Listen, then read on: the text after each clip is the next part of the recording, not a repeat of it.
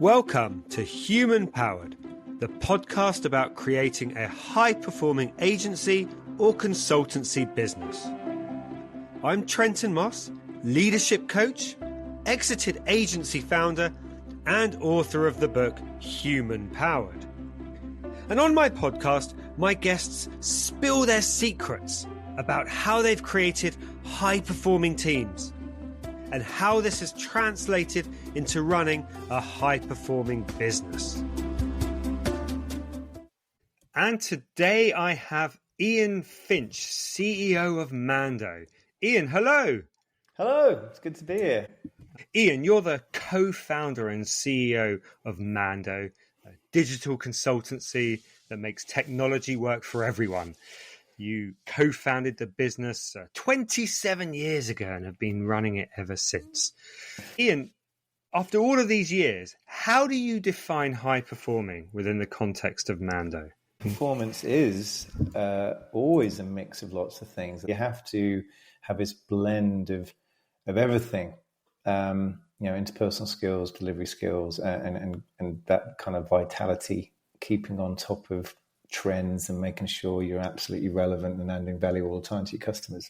So we've been thinking a lot about high performance more generally, because we've relied quite a substantial amount on kind of interpersonal interactions, culture. Everyone knows they're here to do a good job, and to a certain degree it works. And I think keeping it informal, particularly in the earlier days when we were in a smaller team, particularly it worked when we're all in one office. And then at the moment, remote happened during lockdown and ever since hybrid, you can't rely as much on osmosis. And when I say that, I mean, obviously you can rely in terms of talking to your immediate colleagues, your line manager or HR and so on, but you haven't got that collective vibe that you used to have every day. So I think the biggest thing for me that came out of lockdown, I very much had to change from being the boss at the watercooler, observing and talking to people, to go, well, I'm actually going to have to run this thing from a little bit more from a set of spreadsheets and KPIs and ways to still empower and support my team. But it was a real kind of wake-up call to get more metric orientated. So we really looked at what our success criteria was. And so coming to the present day, we've just spent 9 months putting in a employee success platform. The big thing for us was joining the dots between what the company goals are, right away through to what it's like for someone new into the test team in a support ticket. How does that work translate to the overall company goal? And this cascade of what we call our VMOST, our vision, mission, objectives, the strategy, how we achieve those, and the tactics that associate that strategy, cascade into team goals, department goals, which then go down to individual goals. So there's those kind of business drivers, but then this values piece is hugely important as well. So our 3 core values that summarize a whole range of things that we've associated with our culture come down to being growth-minded, accountable, and passionate. And so we have a method of describing what those are like in practice, and then a range of technical competencies, and then obviously the business goals as well. And that all cascades into the performance management process. But that line of sight from overall what we want to achieve as a business through to that coal-face granular task, that's the biggest single shift that we've made. And I think that ability to measure in a non-draconian, non-overbearing way, but really support people understand what success looks like is really key. 2 other things that support that. One, on the principle of success, we noticed within our employee satisfaction surveys, there was just a little bit lack of clarity around what success looked like. I think when you come from a culture that's probably more family orientated than team orientated, that can happen. And of course, in a family, You love your dysfunctional team member or your sibling that might have some serious life-diminishing issues. But of course, in a team, you put them on the bench and you get them the treatment they need and you go and win the league. When a family, you just suffer them forever, And so trying to move away from family into team without losing the warmth and the affection. I'm really pleased with what we've done, actually. And I think putting this more measurable criteria in gives everyone a better sense of what success looks like and how they can contribute to it, which then allows people to progress their careers. And the other side of that, you quite often when you start up, you're very dependent on some superheroes. There's a lot riding on a few people's shoulders, and it's not very scalable. And so building out what was probably an unconscious competence for that individual, how can you make that a consciously competent thing? And therefore, how can you get someone from consciously incompetent to consciously competent by a series of steps? We kind of approach building out our IP and our training material from that mindset. I said to the guys, look, it's better to risk patronizing than it is to assume people are further they are. I've never met an organization anywhere that is guilty of over communication. And so I think you're combining the values with your core competency skills. They are measurable, and then you're supporting with great training and good IP. Then every single person can play their part, and you have this nice balance across your company as well. Talk to me a bit about these values and core competencies. It sounds a bit like you profiled your superheroes and built everything out from that. Do you know what? That's a good description, that, Trenton. So we have this sentence that is broken down into a scoring criteria when we recruit people, because we originally had a set of values. One employee said, well, you can be those values and still be an asshole. And I was like, well, that wasn't what I expected to come back by way of feedback. And you realize that actually there's these values that kind of you can hang marketing material off that look great on a wall and stuff. And then it's like, well, what does it actually mean in practice? And so we built out a set of more measurable behaviors that sat under our original values. And then you know what? Those behaviors became far more useful and interesting to how we ran the business than the original values were. And you realize, I think these values might well have originated from a marketing exercise and not a who are we exercise. And that's a very different outcome. So we were recruiting against people who are passionate, growth-minded team players, people who are calm under pressure, full of kindness and fun. That was great because, if you're recruiting someone that's a total stress head, full of malice and hate, a lone wolf who's peaked, is completely passionless and doesn't talk to anyone, then they're not the people you want to work with. And we saw such a massive improvement in people getting through probations and just longevity. And it was a really good piece of work. But we looked at these behaviors and went, our values need a reboost. Actually, these behaviors are telling us more about who we are and how we want to be. And we did this exercise and we got a cross-section of people, seniors, juniors, male, female, neurodiverse, and started plotting out questions like, who do you most rely on? Who internally do you think exhibits the character traits that are best serve the colleagues and customers? And, things like that. And a group of individuals came to mind, these interstellar people that, funnily enough, were all award winners in the Staff Awards that same year. But this word accountability came out. And so over and over again, do what you say you're going to do, take responsibility for it, take ownership on it.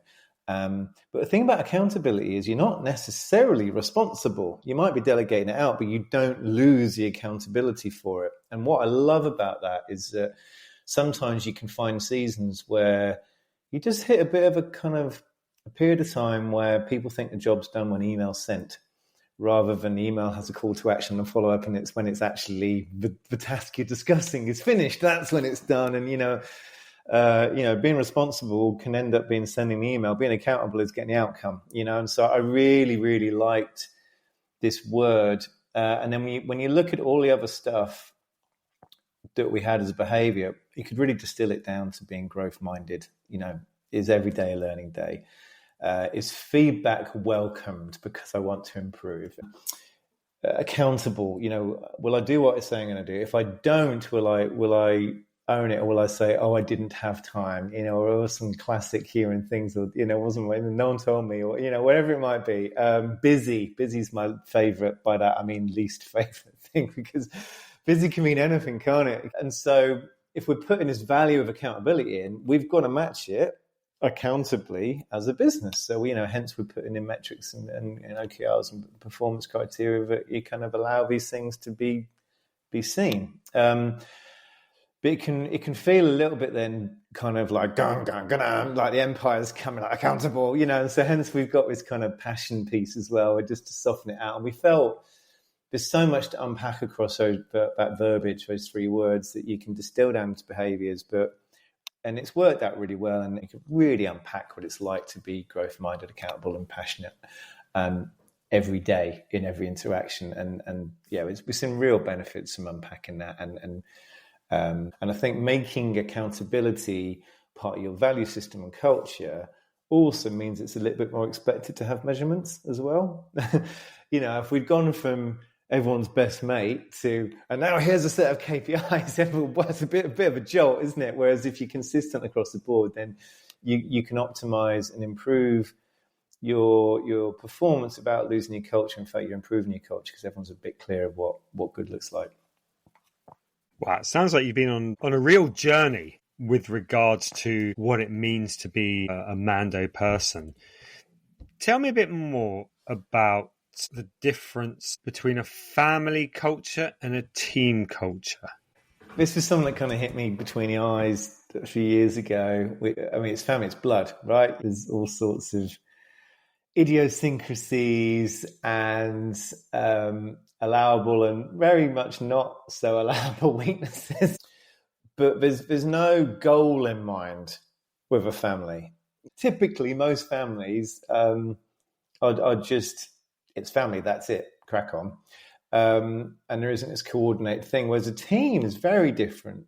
You've got each other's back, you love each other, you support each other, but you're only together for a goal, and so we're here to win the Premier League or the Champions League. And that means if you tap out and leave in the January transfer window and the rest of the team win in May, you don't. And if you don't turn up to training because you're drunk, then you don't get to play. It's totally accepted in sport, but you have to turn up every day and be the best version of yourself every day. Put the time in, put the training in. That's what a business should be. We're here to achieve an outcome with set performance targets. The common factor is we're all trying to achieve something as a business. That's why I think it's really important to get team and performance minded, because having this kind of family culture gets you as far as this is cozy, but not much further. And so I don't want to go completely the other way where you lose that love and that support and that affection and in general just warmth of being with each other.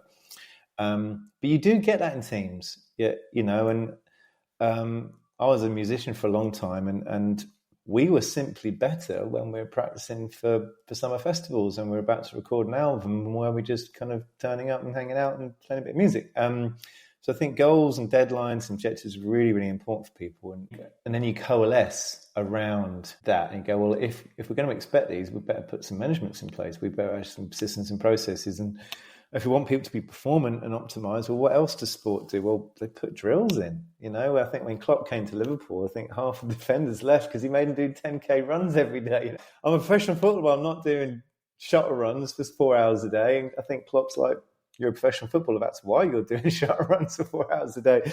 I think that just performance mindset is what I've really been inspired about putting in over the last few years.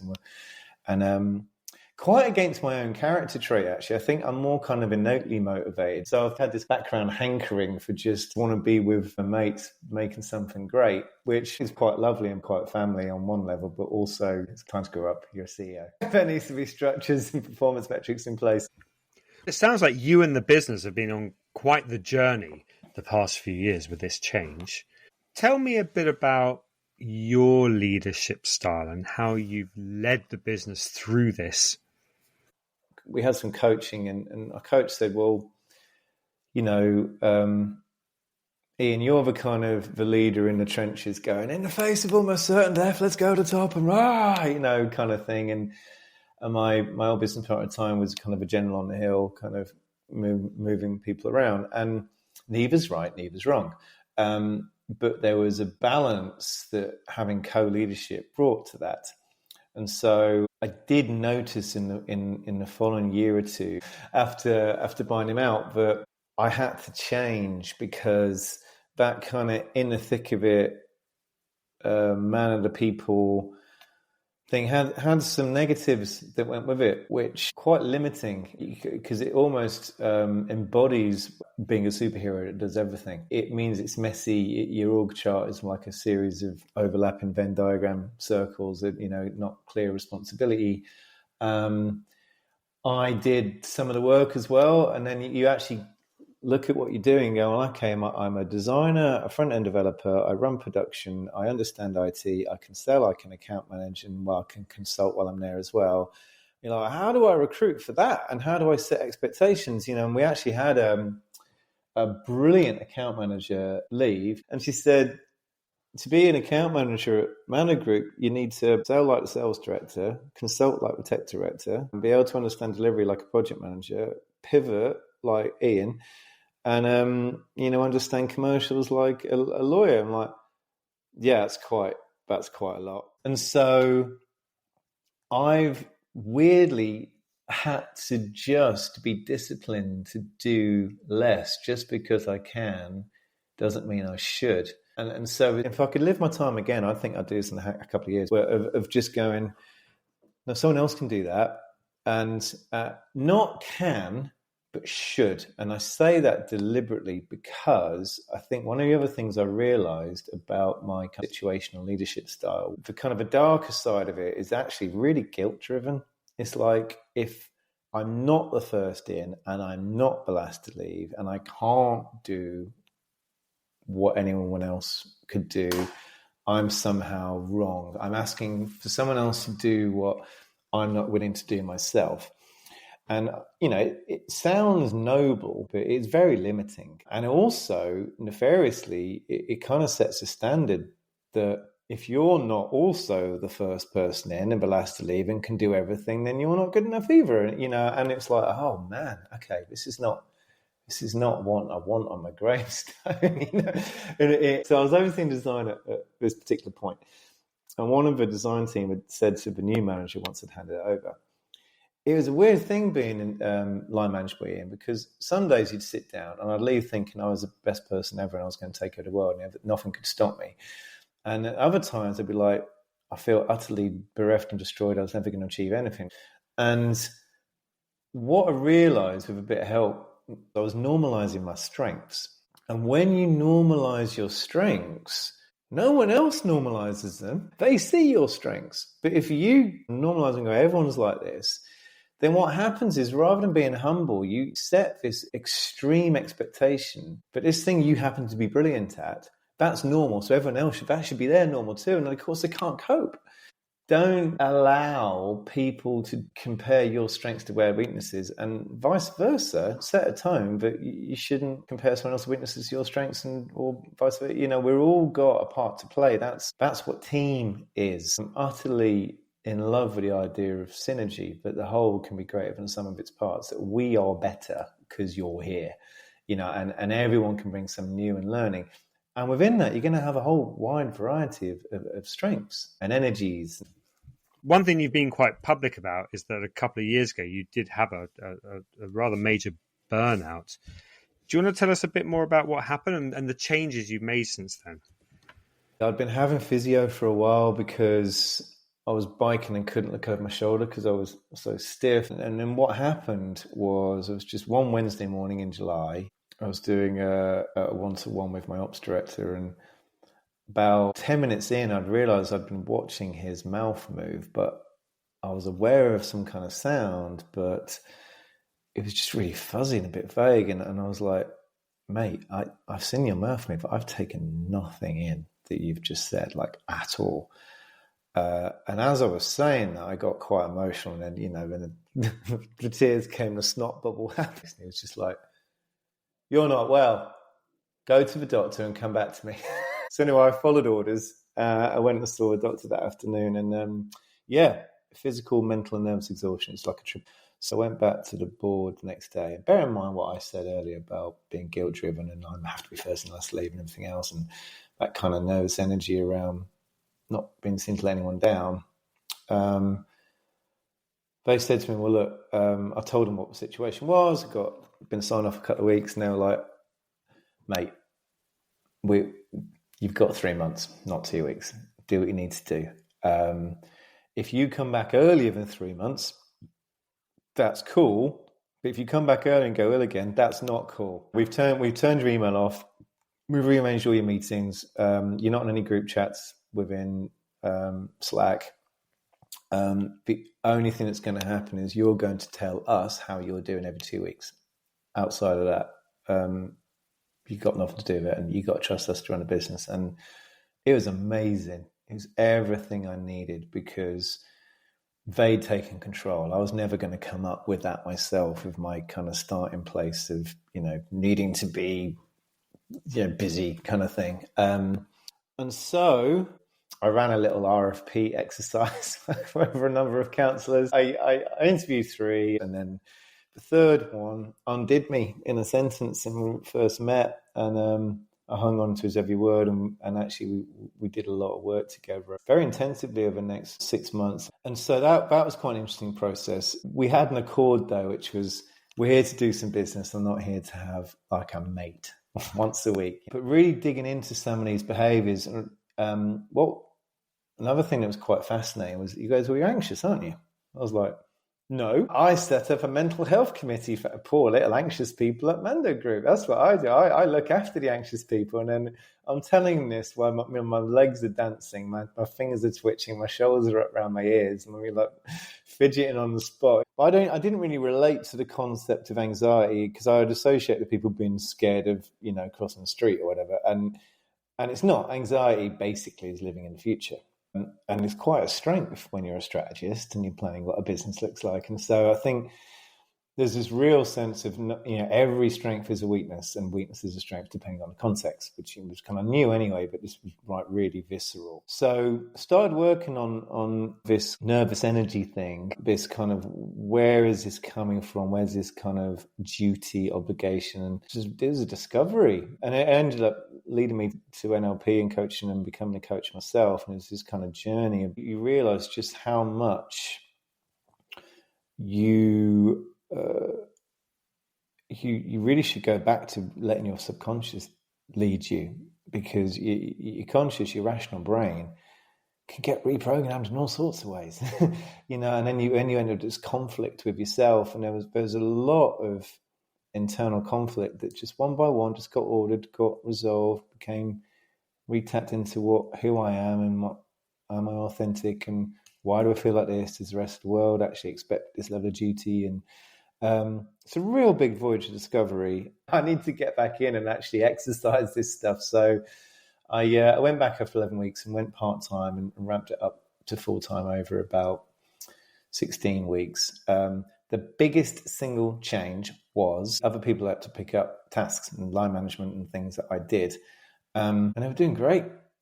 The business was running really well. The only thing that wasn't was really gnarly, difficult, complicated decisions, which are really messy, and there isn't data to support it. You just got to use your intuition, or simply it's just horribly unpleasant, and, you know, no one wants to do it. So I just came back and worked on the big thorny stuff, and have done ever since.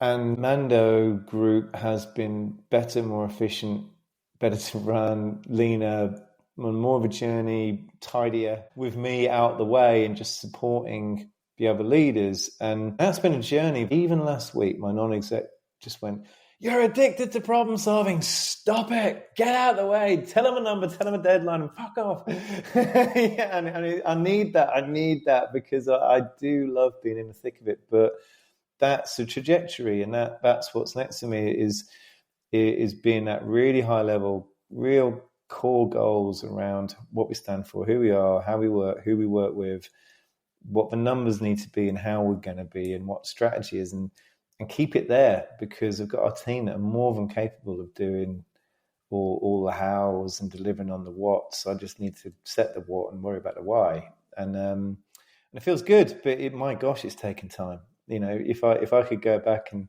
tell young Finch some stuff, I'm pretty sure we could do it in 5 to 10, not 27. But it's part of life, isn't it? Wow, you've been on an incredible journey. And Ian, you've talked a few times about becoming an NLP coach. Tell us a bit more about what that means, and in particular, how you use that as the leader of the business. With NLP, what I love about it is you just stay well away of whatever someone's going through. It is you as a coach. Do not concern yourself with what the issue is. You don't want to know, which means you're forced to separate out when you're coaching and when you're advice giving. I think having coaching in your toolkit is really good as a leader. With NLP particularly, it's not about the content, it's about the process in which someone goes through. With my particular coach's approach to NLP, his thing is very much connecting the visual picture at the back of your mind, your imagination, that sense of time and space and pictures, with your rational brain and your logic and your conscious, and then your feelings, your intuition and your subconscious. When salespeople say people make decisions emotionally and then post-rationalize, yes, in everything. Just trying to think now, what you're going to think next. You can't, because your rational brain's not in charge. Your subconscious is. Really being clear about your imagination, your conscious and your subconscious.